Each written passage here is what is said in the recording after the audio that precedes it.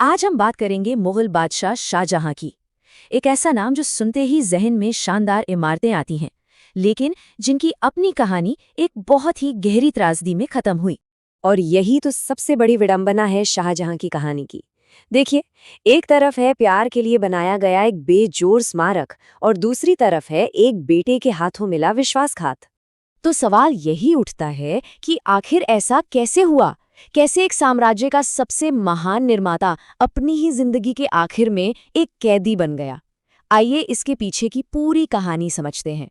तो चलिए, कहानी को बिल्कुल शुरू से शुरू करते हैं, उस वक्त से जब शाहजहां सिर्फ एक शहजादा था जिसका नाम था खुर्रम। खुर्रम, जिसका मतलब होता है खुशी या हर्षित, बादशाह जहांगीर के तीसरे बेटे थे। लेकिन कहते हैं कि उनके दादा अकबर को एक भविष्यवाणी पर यकीन था कि ये बच्चा कुछ बड़ा करने के लिए ही पैदा हुआ है। और देखिए, शहजादे के तौर पर ही खुर्रम ने दिखा दिया था कि वो मामूली नहीं है। मेवाड़ को झुकाना, जो एक वक्त में अकबर भी पूरी तरह नहीं कर पाए थे, और अहमदनगर के मजबूत किले पर कब्जा करना, ये उनकी शुरुआती लेकिन बहुत बड़ी जीतें थीं।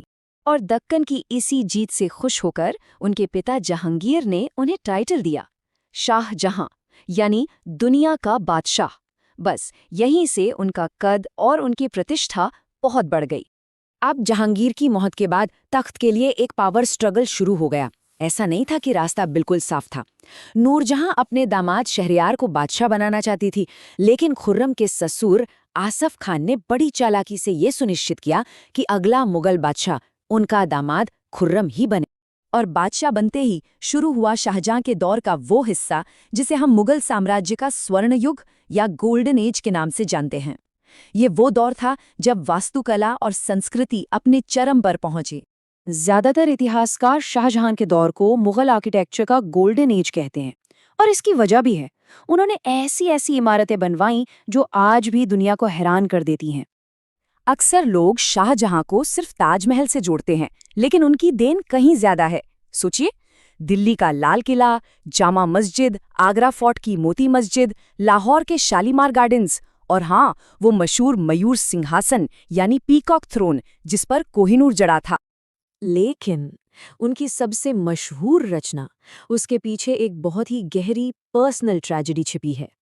अर्जुमंद बानो बेगम, जिन्हें वो मुमताज महल कहते थे, उनकी सबसे प्यारी पत्नी थी, और अपने 14वें बच्चे को जन्म देते वक्त उनकी मौत हो गई, जिसने शाहजहां को अंदर तक तोड़ दिया। अपनी मुमताज की याद में शाहजहां ने एक ऐसा मकबरा बनाने का फैसला किया जैसा दुनिया ने पहले कभी न देखा हो, और इसको बनाने में सोचिए पूरे 22 साल और 20,000 से ज्यादा मजदूर लगे। अच्छा, एक सवाल जरूर मन में आता है कि इतने बड़े बड़े प्रोजेक्ट्स के लिए पैसा कहाँ से आ रहा था? तो बात यह है कि शाहजहां के दौर में मुगल साम्राज्य दुनिया की सबसे बड़ी अर्थव्यवस्थाओं में से एक था, जो उस वक्त दुनिया की कुल जीडीपी का लगभग 25% था। लेकिन जैसा अक्सर होता है, जब कोई चीज अपनी बुलंदी पर होती है, वहीं से उसके गिरने की कहानी भी शुरू हो जाती है। और ये कहानी शुरू हुई उनके अपने ही परिवार से। साल था 1657। शाहजहां बहुत बीमार पड़ गए, और बस एक अफवाह कि बादशाह नहीं रहे, ये अफवाह एक ऐसी चिंगारी साबित हुई जिसने उनके चारों बेटों दारा शिकोह, शाह शुजा, औरंगजेब और मुराद बख्श के बीच एक भयानक जंग छेड़ दी। इस लड़ाई में वैसे तो चारों भाई थे, पर असल मुकाबला दो के बीच था। एक तरफ थे दारा शिकोह, एक स्कॉलर, अपने पिता के चहेते और बादशाहत के पहले दावेदार, और दूसरी तरफ थे औरंगजेब, एक कट्टर लेकिन बहुत ही कुशल जनरल, जिनका मानना था कि तख्त सिर्फ ताकत से ही मिलता है।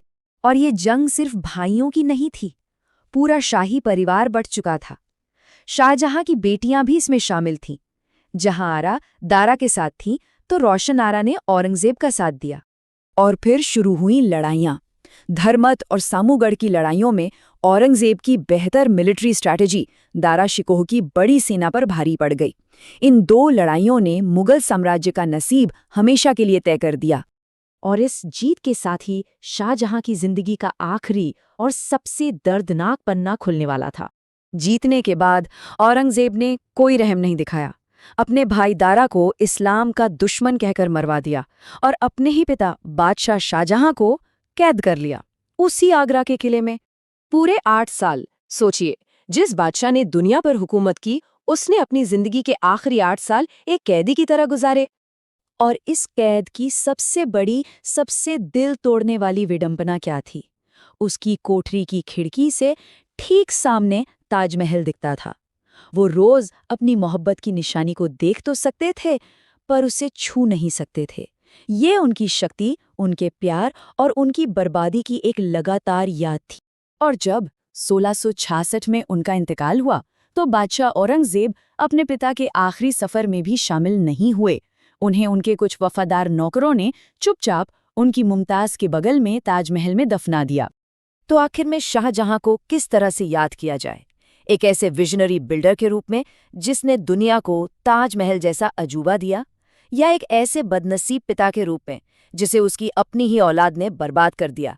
शायद उनकी असली विरासत इन दोनों छोरों के बीच की इस उलझी हुई कहानी में ही है। को कैसी लगी हमारी वीडियो, और वीडियो को लाइक करें और चैनल को सब्सक्राइब करना ना भूलें। धन्यवाद।